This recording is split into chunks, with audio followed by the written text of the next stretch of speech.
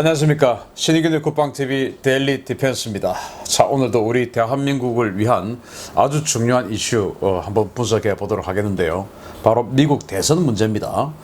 미국 대선에서 민주당이 바이든 후보가 되느냐, 아니면 지금 현재 공화당의 트럼프 대통령이 재선에 성공하느냐에 따라서 우리 대한민국 안보와도 굉장히 중요한 결과를 바꿀 수가 있는데, 특히 중국 문제 관련해서 이 트럼프 대통령이 재선이 되느냐 안 되느냐에 따라서 미국이 지금 대중국 어떤 그 패권 경쟁, 이 부분에 있어서 경제 전쟁 그리고 군사적 압박, 이 정책이 어떻게 바뀔 거냐 굉장히 중요하죠. 그리고 이제 중국이 앞으로 어떻게 변화하느냐에 따라서 우리 대한민국에도 정말 5천년 동안 영향을 미쳤던 나라니까 굉장히 중요하다고 생각합니다. 그래서 지금 트럼프 대통령과 굉장히 날선 각을 세우고 있는 이 시진핑 중국 공산당 총석이 위기의 준공이죠. 그래서 지금 치매설이 있는 바이든 후보와 손잡고 반 트럼프 전선을 구축하는 거 아니냐라는 그런 분석이 제기되고 있죠. 이제 이 내용이 뭐냐 보도록 하겠습니다. 자, 대선을 앞두고 갑자기 본물 터지듯이 쏟아져 나오는 반 트럼프 폭로들이죠. 자서전에 어디서 갑자기 튀어나오고 인터뷰가 마구마구 나옵니다. 동시다발적으로 나옵니다. 그래서 이런 것들 보면 뭔가 어디서 어떤 특정한 세력이 사주를 해서 뭔가 좀 이익을 줘서 이렇게 갑자기 이 시기에 튀어나오는 것이 아니냐, 또 이런 것들을 어떤 그 특정한 시기를 두고 지금 조율하는 것은 아니냐, 너무 일찍 터뜨려도 효과 없어, 지금 이 시기야, 이렇게 해서 이제 조율하는 것이 아니냐라고 생각이 되는 부분이 있는데요. 자, 7월달, 8월 뭐 이렇게 해서 계속 지금 나오고 있는데, 7월 14일 날 트럼프 대통령의 조카가 인터뷰를 ABC와 합니다. 할아버지는 소시오패스였고 삼촌, 즉 트럼프 대통령은 국가를 이끌어갈 능력이 없다. 그에게 국정 운영을 맡기는 것은 위험한 일이다 라고 트럼프의 조카 메리 트럼프가 이렇게 인터뷰를 했어요. 이 사람은 뭐 하는 사람인지 아무리 검색을 해봐도 직업이나 이런 걸 이제 알 수가 없었는데, 아무튼 이제 할아버지는 소시오패스였다 이거예요. 그래서 자기의 성공을 위해서는 어떤 짓이든지 할 수 있는 그런 사람이었다. 그리고 이제 삼촌, 능력 없는 사람이다. 이렇게 이제 갑자기 조카가 이야기를 했고, 그리고 이제 8월 12일 날 워싱턴 포스트 편집국장이 이야기를 했는데, 이 사람 아주 유명한 사람이에요. 워터게이트 사건을 이제 폭로를 했던 그런 사람인데, 트럼프는 재선을 위해 북한 핵 문제를 이용했을 뿐 아니라 문제 해결에도 관심도 없다. 그가 김정은과 주고받은 것은 판타지 속에서나 나올 법한 러브레터들이다 라고 악평을 하면서 김정은과 주고받았던 이 그런 사적인 편지들, 이런 걸 곧 내가 다 폭로하겠다 라고 선언을 했죠. 그리고 이제 이틀 후에 트럼프 대통령의 고문 변호사였던 마이클 코언, 이 사람 때문에 사실은 굉장히 이제 위기를 겪었었는데, 이 사람이 8월 14일 날, 우리 시간으로는 8월 15일 또 뭔가 한 건 또 인터뷰를 합니다. 나는 12년간 트럼프가 저지른 돈 문제, 여자 문제 뒤치다거리를 했던 해결사다. 그는 사기꾼이고 거짓말쟁이며 깡패고 인종차별주의자다. 대선에서 지면 감옥에 갈 것이다. 그는 러시아와 공모해서 부정을 저질렀으며 그 공모는 내가 주선했다 라고 전 고문 변호사인 마이클 코언이 8월 14일 날 이야기했어요. 러시아하고 부정을 저질렀고 그거 내가 주선한 거야 라고 이야기를 했는데, 이 똑같은 날 8월 14일 날 이 마이클 코언의 증언을 완전히 뒤집는 정반대의 또 증언이 또 나왔습니다. 자, 이런 식으로 그 정반대는 지금 말씀드리겠습니다. 자, 이런 식으로 동시다발적으로 갑자기 내가 뭐 자서전 적었어, 뭐 폭로 기사를 적어, 뭐 이런 식으로 뭐 계속 나옵니다. 뭔가 세력이 있겠죠. 자, 그러면은 이 트럼프 대통령을 탄핵 위기로까지 몰아넣었던 바로 그 러시아 스캔들, 그게 진짜라고요? 지금 이제 이 마이클 코언 변호사는 진짜라는 거 아니겠습니까? 자, 러시아가 다양한 방법을 통해 미국 대선에 개입한 것은 사실이다. 그러나 트럼프를 기소할 만한 내통 혐의나 범죄 사실 의혹을 증명할 만한 증거는 찾지 못했다 라고 그 러시아 스캔들을 조사했던 특검이죠, 뮬러 특검이 그렇게 19년 5월 29일 날 그 수사 결과를 보고하는 기자회견 중에서 이야기를 했어요. 증거가 없다, 이렇게 선언을 한 겁니다. 이 러시아 스캔들이란 뭐냐, 2014년도에 트럼프 대통령이 이제 당시에는 이제 대통령이 아니었으니까 미스 유니버스 대회의 소유주, 그 대회의 소유주로서 당시 미스 유니버스 대회를 모스크바에서 했는데, 그 대회의 소유주로서 모스크바에 간 거죠. 그렇게 해서 이제 모스크바에 가서 호텔에서 여러 명의 여성들과 완전히 그냥 뭐 변태적인 어떤 그 성행위를 하고 뭐 이제 이렇게 했다라는 것이죠. 그런데 그걸 이제 이 러시아 당국에서 몰래카메라를 찍었고 그 몰래카메라 영상을 푸틴이 가지고 있고 그래서 이제 푸틴이 이거 터뜨릴 거야. 이제 이렇게 되니까 트럼프는 푸틴의 손바닥 위에서 놀아날 수밖에 없고 뭐 이제 이런 것이에요.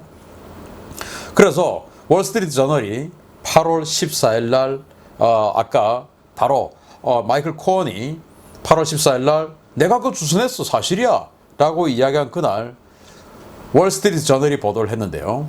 도널드 트럼프 대통령이 자신을 겨냥한 러시아 스캔들이 미국 역사상 가장 큰 정치적 범죄라면서 이는 민주당이 꾸며낸 사기극이라고 주장했다. 이와 관련해서 미 연방수사국 FBI 요원으로 트럼프 캠프의 러시아 스캔들에 대한 수사를 맡았던 케빈 클라인 스미스가 트럼프를 엮기 위한 허위 서류 제출을 인정하는 진술서를 법원에 제출함으로써 트럼프 대통령의 주장이 힘을 얻고 있다라는 거예요.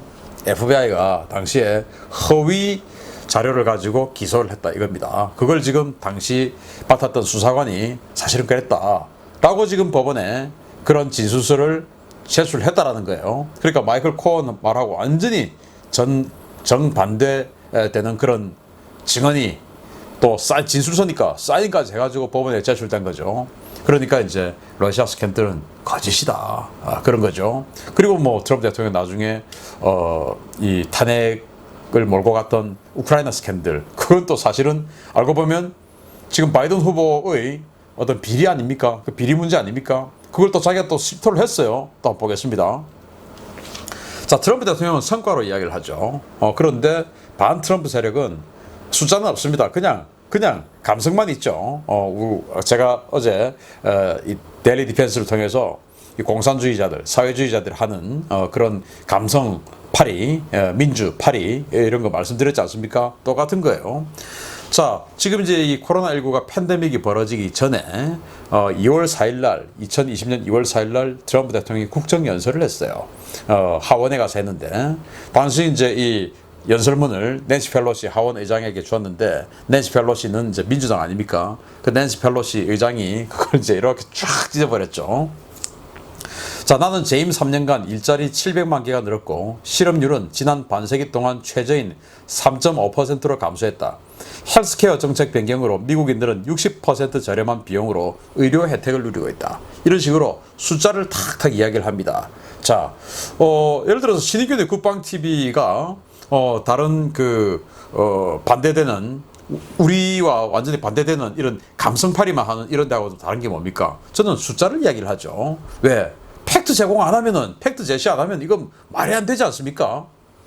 저는 항상 보도되는 언론 그렇게 해서 자료를 가지고 이야기를 한다든지 그렇게 하죠. 근데 다른 데는 그거 우리하고 반대되는 그런 거 없죠. 그냥 쟤는 나쁜 놈이야, 쟤는 외구야, 뭐 이제 이런 식으로 하는 건데 마찬가지예요. 뭐 여기에서 아니야 700만 개 아니고 사실은 480만 개야 이런 거 없어요. 실업률 3.5% 아니야 실제로는 7.8%야 이런 거 없어요. 거짓말장이야, 쟤는 독재자야, 변태 성욕자야, 인종차별주의자야, 러시아 내통자야. 그냥 이렇게만 이야기합니다. 자, 이 사진 트럼프 대통령 지금 초췌한 모습인데 이 사진이 굉장히 지금 최근에 미국에서 유명한 사진이 됐어요. 어떤 그 사람이 인터넷에 올린 사진인데 74세 노인의 새벽 2시 퇴근 모습이라는 제목으로 올린 사진이에요. 트럼프 대통령이 이제 새벽 2시에 퇴근하고 있는 모습인데 이제 아주 힘겨운 그런 모습이죠. 자, 그러면서 이 사람은 억만장자다. 이 사람은 뭐 모든 것을 다 가진 사람이다. 그리고 74세다. 그런데 이런 어마어마한 사람이 연간 단돈 1달러만 받고 지금 미국을 위해서 봉사하고 있다. 이 사람이 욕심이 어디 있겠냐? 돈이 필요하냐? 뭐가 필요하냐? 라는 그런 이제 이야기를 했는데 트럼프 대통령이 지금 연봉을 1달러만 받고 있습니다. 내가 재임하는 동안 난 1달러만 받겠다. 자기는 돈 많으니까. 이제 이렇게 해서 1달러만 받고 있으니까 돈 때문에 이 사람이 일하겠냐? 아니다. 이 사람 미국을 위해 사는 거다. 뭐 이제 이런 글이 굉장히 유명세를 탔던 글인데 하여튼 그 사진이에요. 자, 그러면 반대 진영이 이 트럼프 대통령을 쓰레기로 만들어야 하는 이유는 뭡니까? 지금 바이든 이 후보가 치매 논란이 있고 좀 애매해요. 보면. 자, 2016년 파리 기후협약회의 때 마오쩌둥을 만났다라고 이야기를 합니다. 아니 2016년에 마오쩌둥이 어디 있습니까? 마오쩌둥은 1997년도에 사망했어요. 그런데 2016년 8.29 협약 때 만났다. 이렇게 이야기를 하면서 또 이번 선거에서 하원을 되찾겠다 이러는데 아니 당시 선거는 하원은 민주당이 다수였죠. 근데 뭘 되찾아요? 저 테레사 메이 총리 그 영국 총리 과거에 그 총리 면전에서 초대해 주신 마가렛 대처 수상께 감사드린다. 이래가지고 엉뚱한 이야기를 하는 겁니다. 또 자기 젊을 때 남아공에서 넬슨 만델라를 만나려고 3번이나 시도했다가 체포됐었다. 이러는데 남아공에 간 적이 없대요. 자, 그리고 이번에 그 대통령 후보 경선 이 레이스를 하는데 자기는 대선 후보 나왔지 않습니까? 그런데 그 연설하면서 이번에 상원의원에 출마한 민주당이 바이든이다. 이제 이렇게 이야기하고 또 이제 자기 와이프, 자기 딸 이렇게 옆에 세워놓고 자기 딸 보고는 나의 와이프예요. 이제 이렇게 이야기를 하고 또 딸 보고는 나의 와이프예요. 저는 민주당 대선 후보인 바이든의 부인이에요. 자기를 또 그렇게 소개하고 뭐 이런 황당한 일들을 지금 막 벌이고 있는 이런 상황이에요. 그러니까 이제 침해 논란이 나오죠. 자, 애매한 사람입니다. 지금 그렇지 않습니까? 그런데 이 사람은 과거 1988년도에 뇌 관련한 수술을 받은 적이 있다라고 합니다. 그 이후에 뭐 증상이 어떻게 되는지는 알 수 없어요. 하여튼 그런 전력이 있어요. 젊을 때, 88년 젊을 때 아니겠습니까? 자, 그런데 이 사람이 정말로 정치 오락가락 하는지 자신이 저지른 범죄에 대해서 자기가 엄청난 이 공식 석상에서 실제로 실토를 해버렸어요. 바로 이제 트럼프 대통령을 이 탄핵으로 몰고 가는 그 사건에 대해서 자기가 죄 있다고 사실은 내가 죄 지은 거야 라고 밖에 할 수 없는 그런 말을 해버린 겁니다. 바로 공식 석상에서 범죄를 실토한 건데 우크라이나 그 관련해서 이 포로셴코 대통령 관련해서 자기가 압력을 넣었다. 그 압력을 넣은 거를 트럼프 대통령이 그 우크라이나 대통령한테 그거 좀 다시 한번 똑바로 조사해봐라. 이렇게 한 게 그게 이제 우크라이나에 압력을 넣었기 때문에 자기 대통령 직분을 이용해서 압력을 넣었기 때문에 이 사람 탄핵해야 된다. 이거였거든요. 그런데 이 사람은 자기가 우크라이나에 진짜 압력 넣은 거를 실토해버렸어요. 19년 9월 23일 날 워싱턴의 싱크탱크인 외교관계위원회 좌담회 중에서 바이든이 뭐라고 했냐. 16년 3월이었다. 우크라이나를 방문해서 포로셴코 대통령에게 말했다. 나는 6시간 후에 전용기로 이곳을 떠난다. 그 전에 검찰총장을 해고하지 않으면 너희는 10억 달러 차관을 못 받을 것이다. 라고. 그리고 나서 뭐는 잘렸다. 이게 이제 도그 베이비를 영어로 한 거예요. 그리고 믿을 만한 사람이 그 자리에 대신 앉았다. 라고 하는 거예요. 이게 이제 자기 아들 헌터 바이든이 당시 여기 에너지 관련한 회사에 그 고문으로 있었거든요. 연봉 100만 달러 받으면서. 그런데 그 회사가 러시아와의 관계 때문에 검찰 조사를 받는데 이제 바이든 부통령이 자기 아들이 지금 관계가 되어 있으니까 그 검찰총장 잘라라. 그 안 자르면 지금 미국에서 당신네들한테 주려고 지금 준비해놨던 10억 달러 차관 그거 못 받을 줄 알아. 빨리 검찰총장 잘라. 라고 지금 압박한 거예요. 우크라이나 가가지고. 그러고 난 6시간 후에 간다. 6시간 내에 빨리 나한테 답해. 이렇게 했다고 자기가 실토를 한 겁니다. 그걸 트럼프 대통령이 좀 더 조사해라. 이게 이제 작년 트럼프 대통령 탄핵 사건의 그 바로 핵심입니다. 자기가 이야기를 했어요. 좀 이상하죠? 자, 그러니까 반 트럼프 세력은 이 바이든이 불안해도 그를 대통령으로 세워야 하는 이유는 뭐냐? 바로 친중파기 때문입니다. 반 트럼프 세력, 여기에서 제가 말하는 반 트럼프 세력은 중공입니다. 워싱턴 프리 비컨이 보도한 내용인데요. 지난 2012년 2월 6일 날 보시라의 최측근으로 충칭시 부시장 겸 공안국장이었던 왕리지는 상관인 보시라에게 보시라의 아내의 영국인 독살 사건을 보고했다가 뺨을 맞고 쫓겨난 뒤에 보시라에게 복수하고 중국에서 탈출하기 위해 청두 주재 미국 영사관으로 잠입해 들어가 망명을 신청했다. 왕리지는 수십만 달러의 비자금과 수백 건의 극비 서류를 들고 미국 영사관 정보요원에게 관련 내용을 전달했고 이 상황을 인지한 보시라이는 무장경찰을 보내 영사관을 포위하고 왕리진을 내놓을 것을 요구했다. 상황을 보고받은 조 바이든 당시 부통령은 왕리진의 망명 신청을 거부할 것을 지시하고 왕리진이 가져온 보시라이의 쿠데타 계획을 시진핑에 전달했으며 이로써 바이든과 시진핑은 가까운 사이가 됐다라는 거예요. 보시라이는 시진핑의 경쟁자였죠. 보시라이는 장점인 게였어요. 장점인 게 최근까지 무경, 경찰, 사법 이런 것들을 다 장악하고 있었던 계파가 바로 장점인 게 아니었습니까? 그런데 지난 양회 직전에 이제 다 숙청을 해버렸었는데 이 시진핑 계파가.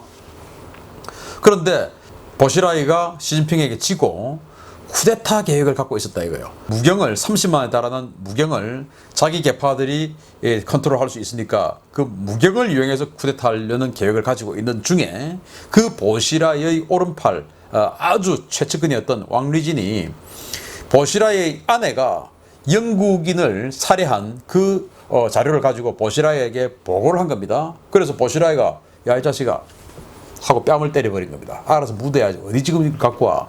이렇게 돼가지고 왕리진이 열받아가지고 그걸 들고 미국 대사관으로 가서 보시라이가 쿠데타를 하려고 했다라는 그 자료를 들고 간 거예요. 망명받아달라. 이게 이제 그 미국 대사관에서 당연히 백악관으로 보고 올라왔겠죠. 그 백악관에 있었던 당시 조 바이든 부통령이 받지마, 망명 받아주지 마 하고는 그 가져온 서류 일체를 시진핑에게 넘겨줘 버린 거죠. 그래서 보시라이가 제거된 겁니다. 사형당했지 않습니까? 그리고는 그 이후에 장쩌민계가 가지고 있던 그 무경의 통치 권한을, 무경이란 조직 자체를 원래는 경찰인데 무장경찰이죠. 그 무경을 군대로 집어넣어 버렸어요. 중앙군사위원회로 집어넣어 버렸어요. 완전히 그냥 우리로 치면 행정자치부, 행정안전부에 있는 경찰을 국방부로 넘겨버린 겁니다. 왜? 자기가 중앙군사위원회를 통제를 하니까 그런 식으로 바꿔버렸어요. 쿠데타 위험하다 이렇게 해서. 그러니까 그때 시진핑에게 큰 도움을 줬죠. 바이든은 그냥 뭐 도움 줬겠습니까? 뭔가 커넥션이 있었겠죠. 그러니까 여기는 시진핑하고 굉장히 끈끈한 이 네트워크를 가지고 있는 벌써 10년 전부터 그런 관계다라는 겁니다. 자, 그렇게 해서 시진핑 주석을 왕창 도와주고 바이든은 엄청난 대가를 또 받습니다. 자, 이거 2018년 12월 피터 슈바이처가 시크릿 엠파이어라는 그 책을 적으면서 거기에 다 폭로한 내용이에요. 보겠습니다. 헌터 바이든은 아버지가 부통령이던 시절 캐리 국무장관과 손잡고 사업을 했으며 아버지의 정치적 후광을 이용해 중국 공산당과 중국 은행의 도움으로 막대한 수익을 올렸다. 2013년 12월 바이든은 방중 당시 전용기에 아들을 태워 동행했으며 45분으로 예정됐던 시진핑과의 비공개 면담은 5시간 이상으로 늘었고 면담 12일 후에 중국 정부는 헌터 바이든 소유의 사모펀드에 15억 달러를 투자했다. 헌터 바이든의 사모펀드는 다시 중국의 소수민족 감시기술 개발 기업에 투자를 해서 막대한 이익을 창출했다. 바이든은 상원의원 시절부터 중국과 각별한 사이를 유지했고 1993년과 2000년 중국과의 무역 개방과 경제 협력을 주도한 인물이다 라는 거예요. 자, 아까 이제 보시라이의 쿠데타 기도를 그 계획을 시진핑에 넘겨줘서 정적인 보시라이를 제거할 수 있도록 해주었고, 그러면서 이제 얼마 후에 중국을 방문하면서 자기 전용기 아들, 사업가인 아들을 태워갑니다. 사모펀드를 합니다. 아까 또 우크라이나 대통령에게 역시 또 압력을 넣어서 검찰총장까지 교체를 해서 아들이 자문하고 있는 회사의 안전을 도모해 줬죠. 그리고 또 여기는 또 그렇게 아들을 싣고 가가지고 아들이 운영하는 이 사모펀드 회사에 중국 정부가 그로부터 15억 달러를 투자시킵니다. 그런데 원래 45분 동안 면담을 시진핑하고 하기로 했는데 5시간이나 한 거죠. 굉장히 여기에서 심도 깊은 대화가 나갔겠죠. 그리고 앞으로의 뭐 여러 가지 이야기가 뭐 5시간 동안 얼마나 많은 이야기를 했겠습니까? 그러면서 그 5시간 면담한 이후에 12일 후에 15억 달러를 중국 정부가 헌터 바이든 즉 아들의 사모펀드에 투자를 했고, 그 아들 사모펀드 회사는 그걸 가지고 안면 인식하는 이 CCTV 만드는 회사에 투자를 했고, 그 중국은 소수민족을 감시하기 위해서 중국 전역에 안면 인식 CCTV를 다 설치했지 않습니까? 마치 누가 국가 사업을 다 알고 뭐 신호등 뭐 이런 다 알고 뭐 거기에 이제 투자를 한 거 똑같은 그런 시나리오죠. 그렇게 해가지고 이미 중국 정부에서 이러이러한 사업을 할 거야. 안면 인식해가지고 CCTV 해서 그걸 가지고 전부 다 나중에 데이터베이스를 하고 하는 이런 걸 할 거야. 소수민족 관리하기 위해서 이걸 할 거야. 그래서 그 시스템에 또 이 사모펀드 투자를 합니다. 그러면은 그 사모펀드 회사는 또 엄청난 돈을 벌었죠. 근데 그 종잣돈 누굽니까? 중국 정부가 줬죠. 15억 달러를. 그러니까 이 헌터 바이든은 자기 아버지 백 가지고 5시간 동안 딱 해가지고 어마어마한 돈을 버는 거예요. 이런 끈끈한 관계가 있는 것입니다. 버릴 수가 없는 거예요. 그런데 이 사람이 지금 오락가락하는 모습을 보입니다. 걱정되죠. 그래서 대타를 내세웁니다. 바로 바이든이 러닝메이트로 지목한 해리스. 과연 우연일까요? 이 사람은요, 캘리포니아주의 검찰총장을 역임했고 민주당 상원 의원으로 대선 경선에 출마했던 인물입니다. 아프리카계의 아버지, 인도계 엄마를 두었으나 최대 지지 세력은 중국계로 허진리라는 중국 이름도 사용합니다. 법조인으로 사회생활을 시작했으나 30살 때 내연남이었던 30살 연상의 윌리 브라운 캘리포니아주 의회 의장의 낙하산으로 정계에 입문했습니다. 당시 30살이었는데 자기 내연남 60살 된 내연남이 캘리포니아주 의회 의장이랍니다. 그 의장과 이제 관계를 맺고 그 의장이 또 여러 회사, 샌프란시스코나 이런 데 있는 여러 회사에 또 변호사로 이제 꽂아주고 연봉을 당시 98,000달러를 받았다든가 그렇습니다. 이제 이렇게 하다가 나중에 그 의회 의장을 또 주선으로 정계에 또 입문을 하고 이제 이렇게 해서 지금까지 해서 상원 의원까지 달려온 사람이에요. 뭐 돈, 권력 이런 거 아주 잘 쫓아다니는 그런 사람 아니겠습니까? 자, 미국은 이 화교 중국계가 한 360만 명 정도 되는데 그 중에 절반가량이 캘리포니아에 사는 거예요. 그러다 보니까 캘리포니아에서 정치를 하는 이 해리스는 중국계의 표를 얻기 위해서 중국 이름까지 가지고 있는 겁니다. 허진리. 그렇게 자기는 이 친중파다 이겁니다. 친중파. 그래서 이 반 트럼프, 그러니까 이 친중파들은 또 중공은 이 지금 이 바이든이 정신이 지금 오락가락하니까 바이든을 바지로 내세우고 진짜로 똑똑하고 그러면서 친중파 그리고 사회주의자에 가까운 이 해리스를 실제로 이제 내세워서 뭔가 리모컨 작동을 하는 것이 아니냐라고 저는 이제 보는 겁니다. 자, 이러니까 이제 냄새를 맡은 트럼프죠. 중국의 선거 개입에 대한 경고를 합니다. 그러니까 또 반 트럼프 진영은 또 거기다 받아치죠. 자, 트럼프계는 어떻게 경고를 하냐? 중국은 바이든이 이번 선거에서 이기기를 바란다. 조 바이든이 이번 11월 선거에서 이기면 미국은 중국 땅이 될 것이고 미국인들은 이제 중국어를 강제로 배워야 할 것이다. 라고 8월 11일 트럼프 대통령이 휴라이트 라디오쇼에 출연해서 이렇게 이야기를 했고요. 그리고 또 트럼프 대통령이 8월 13일 날 백악관에서 기자회견을 하면서 중국 같은 나라들이 우리 투표용지를 가로채울 수도 있고 위조된 투표용지를 인쇄할 수도 있다. 이것은 아주 쉬운 방법이다. 그들에게 매우 쉽다. 선거판에서 그들이 신나게 활개칠 수 있다. 라고 이야기한 거예요. 지금 이제 미국에서 우편 투표하는 이 기간을 좀 느리자 라는 주장이 나오고 있는 겁니다. 그러니까 이제 트럼프 대통령은 그 우편 투표 기간을 늘려버리면 여기에 중국의 이 작전이 들어올 개연성이 공간이 커진다. 이거 아주 타이트하게 해야 중국이 들어올 공간이 없지. 이거 이만큼 늘어놓으면 여기 곳곳에 틈이 생기고 여기에 이제 중국이 들어와서 부정선거를 할 수 있다. 라는 겁니다. 그랬더니 반 트럼프계의 언론 중에 완전히 최선봉에서 지금 열심히 트럼프 대통령과 싸우고 있는 CNN은 이렇게 이야기합니다. 중국이나 러시아의 선거 개입 같은 것은 없다. 신경 쓰지 마라. 11월 대선의 온전함에 대한 가장 위험한 위협은 선거를 보호하겠다고 생각한 트럼프 대통령에게서 나온다. 트럼프의 선거 개입이야말로 미국의 민주주의를 위협하는 거다. 라고 또 이제 근거 없는 그냥 감성팔이 이야기만 또 하죠. 자, 그러니까 이제 또 미 연방 우체국이 대놓고 부정선거 밑밥 까는 중입니다. 바로 아까 그 부정선거, 우편에 의한 부정선거 그 이야기를 하는 거예요. 워싱턴 포스트도 지금 반 트럼프 진영에서 열심히 또 싸우고 있는 친중 성향의 언론 형태를 보이고 있는 거 아니겠습니까? 여기에서 이렇게 이야기를 하죠. 8월 14일입니다. 미 연방 우체국이 오는 11월 대선의 우편 투표와 관련해 투표용지가 제때 도착하지 않을 수도 있다고 46개 주와 워싱턴 DC에 경고했다. 연방 우체국은 경고 서한에서 유권자들의 우편 투표 용지가 개표 시점에 맞추어 도착한다고 보장할 수 없으며 용지가 제때 도착하지 않으면 유권자들의 선거권이 박탈되기 때문에 우편투표 시간을 더 길게 확보할 수 있도록 해야 한다 라고 주장했다. 연방우체국은 투표용지를 인쇄하고 인쇄된 용지가 유권자들에게 우편으로 전달되고 유권자가 기표한 용지를 유권자가 다시 발송해서 제때 선거 당국에 도착할 수 있도록 하려면 우편투표 기간을 더 늘려야 한다라고 설명했다라는 거예요. 그러니까 우편투표 기간 길게 하자. 아니 이때까지 우편투표 기간 그대로 해왔는데 아무 문제 없었는데 갑자기 길게 하자라는 겁니다. 자, 전 세계의 미래가 걸린 미국 대선이죠. 시진핑 최후의 도박은 성공할까요? 시진핑은 이렇게 해요. 시간은 우리 편이다. 우리 길게 본다 라고 이야기했지 않습니까? 지난번에. 그래서 지금 뭐 석 달만 버티면 되지 뭐 라는 거 아니겠습니까?